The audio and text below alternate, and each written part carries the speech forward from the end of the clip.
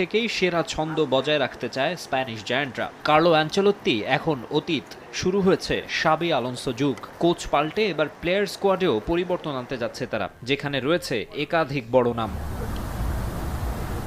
সবশেষ মৌসুম খুবই বাজে গেছে মাদ্রিদিস্তাদের। ইউরোপের রাজারাই জিততে পারেনি কোনো মেজর শিরোপা। চ্যাম্পিয়ন্স লিগ, লা লিগা, কোপা দেল রে কোনো কিছুই না। মৌসুমের সবকটি এল ক্লাসিকোতে চিরপ্রতিদ্বন্দ্বী বার্সেলোনা লজ্জায় ডুবিয়েছে তাদের। অ্যানচেলোত্তি বিদায় নেওয়ার পর দায়িত্ব নিয়ে ফিফা ক্লাব বিশ্বকাপে চমক দেখাতে পারেননি আলোনসো। যুক্তরাষ্ট্রে ৩২ দলের নিউ ফরম্যাটের আসরের সেমিফাইনাল থেকে পিএসজির কাছে বিধ্বস্ত হয়ে বিদায় নেয় রিয়াল। তবে সেসব ভুলে সামনে তাকাচ্ছেন শাবি। ৪ আগস্ট ভালদেবেবাসে ট্রেনিং সেশন শুরু করবে লস ব্ল্যাঙ্কোস। এরপরই ক্লাব কর্তৃপক্ষকে স্কোয়াড নিয়ে নিজের পরিকল্পনা জানাবেন কোচ।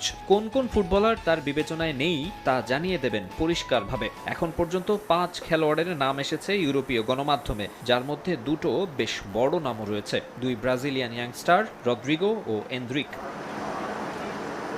অ্যানচেলোত্তির স্কোয়াডে বেশ গুরুত্ব পেলেও শাবির সুনজর পাচ্ছেন না রদ্রিগো। সেলেসাও তারকাকে ছেড়ে দিতে পারে রিয়াল, তবে তার বাজার দর বেশ চড়া। ১০০ মিলিয়ন ফিতেও ২৪ বছর বয়সী উইঙ্গারকে নিতে আগ্রহ দেখিয়েছে আর্সেনাল, লিভারপুল ও টটেনহ্যামের মতো ইংলিশ প্রিমিয়ার লিগের বিগ ক্লাব।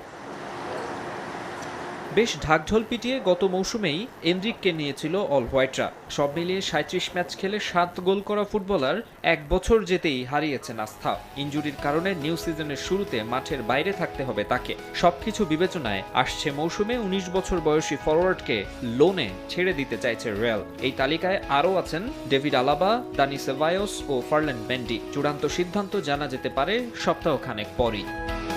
মাকসুম আলম খান, সময় সংবাদ।